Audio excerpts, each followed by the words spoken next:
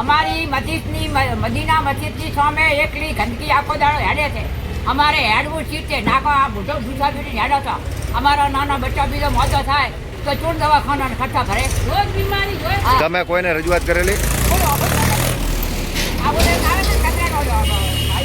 તો મારો પર ગમે છો કરો ભાઈ. તમે નગર પંચાયતમાંથી આવો તમે છોકરા આ ગંદકીમાં રહેવું છે તે અમારે મારે બેહાતું નથી.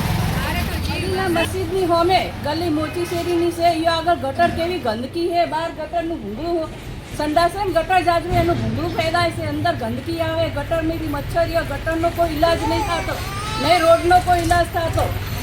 કોઈ વસ્તુ કોઈ ધ્યાન નથી આવતું. નાની નાની ગલીઓ સુધારો થયો છે પણ અમારી શેરીમાં કોઈ કેટલા વર્ષોથી નથી આવતી. એવી ગંદકી એવી મચ્છર હાલમાં ઠીક છે. તમે કોઈને રજૂઆત કરેલી?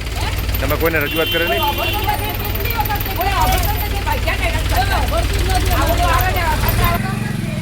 આપણે રાજગઢીની બાજુમાં સામે જ રોડ ઉપર ખાડો પડ્યો છે અને તેમાંથી ગંદકી ભરી પાણી નીકળે છે. વારંવાર રજૂઆત કરી પણ આવીને ખાલી માટી નાખીને પૂરીને જતા રહે છે. રિપેર કરવામાં આવતો નથી. અત્યારે દેખો આ ખાડાની આમાં કેટલા બાઇકવાળા પડે છે અને ગાડીઓ પણ ભટકાય છે આ ખાડામાં, કોઈ રિપેર કરવામાં આવતો નથી.